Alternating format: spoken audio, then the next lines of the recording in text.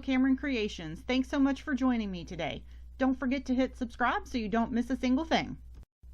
Today we're making a birthday card using the JC Creates SVG birthday cake shaped card. This SVG file can be a shaker card or a regular just shaped birthday cake card. I'm using a Silhouette Cameo 3. I cut all of my pieces twice and I have overcut turned on as well. I cut everything out of white, heavyweight, 80-pound Nina Solar white cardstock because I wanted to Copic color all of my pieces. The frame for the shaker part because I'm not making a shaker card. I'm just making a shaped birthday card. So we're going to set that frame aside and we're going to Copic color all of the other pieces. I wanted to create chocolate cake. Chocolate cake's my favorite with cream cheese icing. It's my favorite. So that's what I wanted to create. I went ahead and colored all of this. I noticed that my markers were getting dry, so I did pause at one point and refill some of my Copic markers. I'm using E29, E27, and E25. I'm not worried about them being a smooth finish because cake has different texture and layer in it. I colored the bottom half using the E29 and E27, and I'll color the top half using E27 and E25. I'm just laying down really good coat of color and then it's going to soften out some of those lines as it dries back. Also using the chisel end of my marker, which I very seldom do because I need to get good coverage on this of just a heavy layer of ink.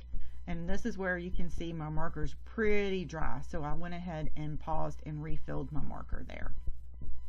And now I'm going to go ahead and cover that back up and even all of that back out. That's one thing I love about alcohol markers is how much they will blend back and get rid of all of those marker spots. Next, I'm going to do the icing. I'm using E43 and E41, I believe, for my icing, for my cream cheese icing, and I'm just making a little shadow here on the scallops on the bottom side of my icing, and then I will lighten that up as it comes up. I also wanted to add a little bit of texture to my icing, so I pulled a stamp from a Stampin' Up! Stamp set, Quiet Meadows, and it has some dots in it, and I went ahead and stamped that over top of this in Versamark ink, and I'm going to actually use the Satin Pearl embossing powder, so I get that tone-on-tone look with a little bit of texture. Instead of coloring all of the elements for this card, you can of course cut everything out of different colored cardstock and add inking to it to give it depth. However, I really like to color, so I pulled out my Copic markers to create my cake.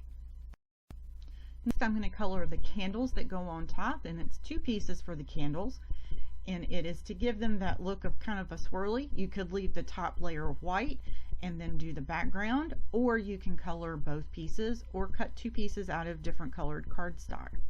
I'm using the BV16 and nope, I take that back, BV17 and BV13 to color in my candles. To make my candles look a little more finished, I went ahead and colored the edges of my cardstock as well, so that I didn't have any white showing and it looked like that it's actually a solid piece of cardstock. And I'm going to do the same exact thing with the solid images that go in the background for my candles. Birthday candles have to have light, so I went ahead and colored in my flames on the top, and these are two different layers. I colored the background in a Y17, and then I colored in the center of the flames in a YR16, so they would have a little bit more oomph to them.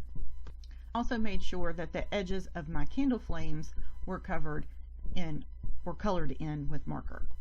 Now we can start putting our card together. This is a simple process because all I have to do is add a little bit of dot of glue and start gluing my stuff on.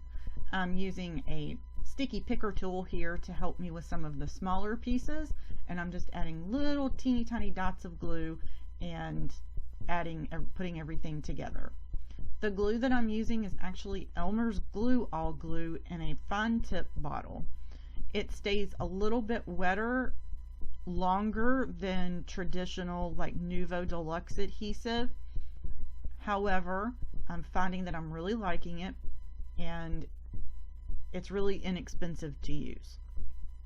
The fine tip bottle makes it so amazing to get in really tiny spaces and just add little dots of glue, and it also dries clear and matte, so I don't have shiny places on my card if it does happen to peek out just a little bit.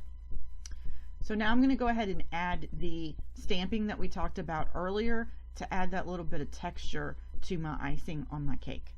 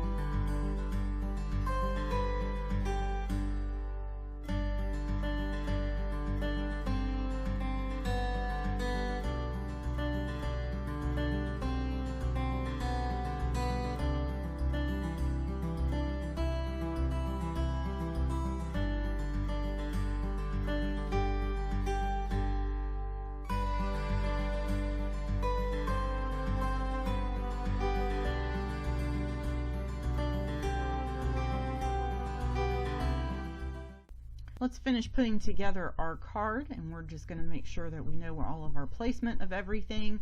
And for our sentiment, I'm using a scripty happy birthday from My Favorite Things. It is an older die cut, and if it's not still available, I will find something similar to it and link to that in the products listed below. The SVG file that I'm using can be found in my Etsy shop. It is linked below as well, and also over on my blog. The JC Creations design team has created some amazing projects. Nikki actually used the eucalyptus stems in a couple different sizes to create a card, and it is so pretty. Alicia created this beautiful floral card. It is linked over on my blog, so you can check out all of their creations over on the blog post linked below, and I encourage you to go check those out as well. If you have never used an SVG file, but you have a Cricut or a Silhouette sitting there, or even a Scan and Cut, I encourage you to pull that bad boy out and use it. It is amazing to have different things in different ways, different projects, different products that you can use, including making your own sentiments for things, for your cards, for scrapbook pages. And that right there is what really got me to be able to use my Silhouette in my card making more, was actually being able to create my own sentiments with different layers to them that were custom for what I needed them for, and I didn't have to go and buy a die for it. And that's something that has really been super useful for me in my craft room, was to sit down and just create a sentiment that I could use over and over and cut a whole bunch of them at one time, especially if I'm mass producing cards. So just something to think about, and definitely go head over to the shop on my Etsy shop, and that's linked below, and check out all the SVGs that I have, because I have a ton of slimline backgrounds over there too. Thanks so much for joining me today. We're just going to cut out our sentiment here out of some purple glitter paper, and that's going to wrap up our card. Y'all have a great day, and I'll look forward to next time.